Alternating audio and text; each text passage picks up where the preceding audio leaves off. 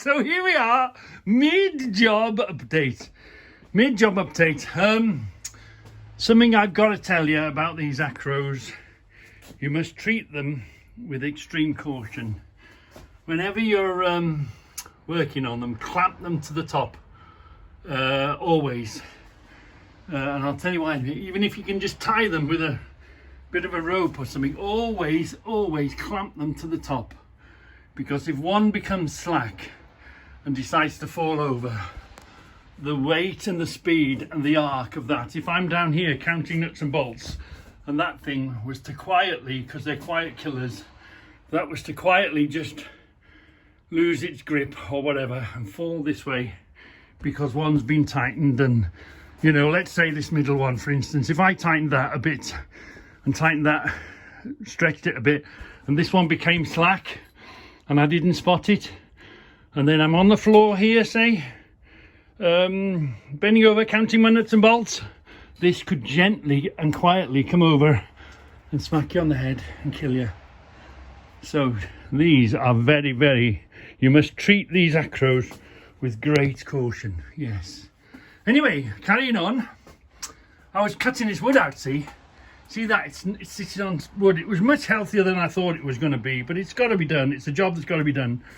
So the way I cut the wood, I just drilled holes through it, dispose of the wood, get rid of the wood now, and which is out here and under there.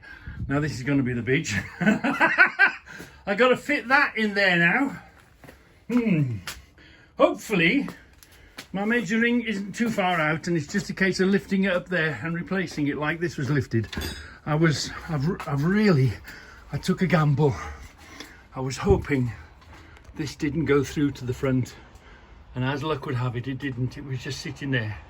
I had sort of poked around and sort of guessed that it was just sitting there.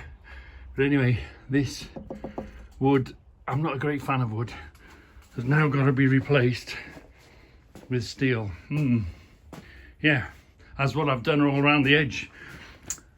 And yeah, the question about security. I've been collecting here for 30 years.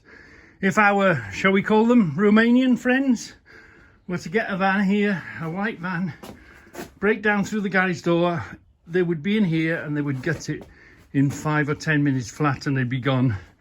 And it'd be no good jumping up and down in the garden, screaming and crying and gut it.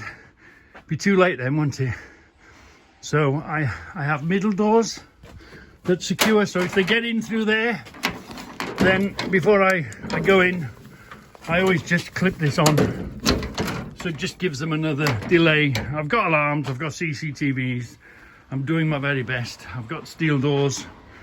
I've got bars on the windows. I've got steel doors, bars on the inside and gates on the outside. You can't stop them doing what they do, but you can gently persuade them to go somewhere else or to do something easier. They do it because it's easy. They don't do it because it's hard. So if you make your place really hard to get into with CCTV cameras, it's not the crown jewels, but it is the crown jewels to me, if you get what I mean. Irreplaceable. Like, yeah, they're only nuts and bolts, a load of tat, but everything has a story. Everything means things, so keep it secure. How many people are out there had their father's things or their grandfather's things in the shed, and the shed's been raided and they're gone?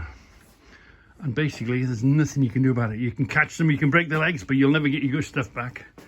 So that's why I'm a bit over the top with security. Anyway, that's the job today.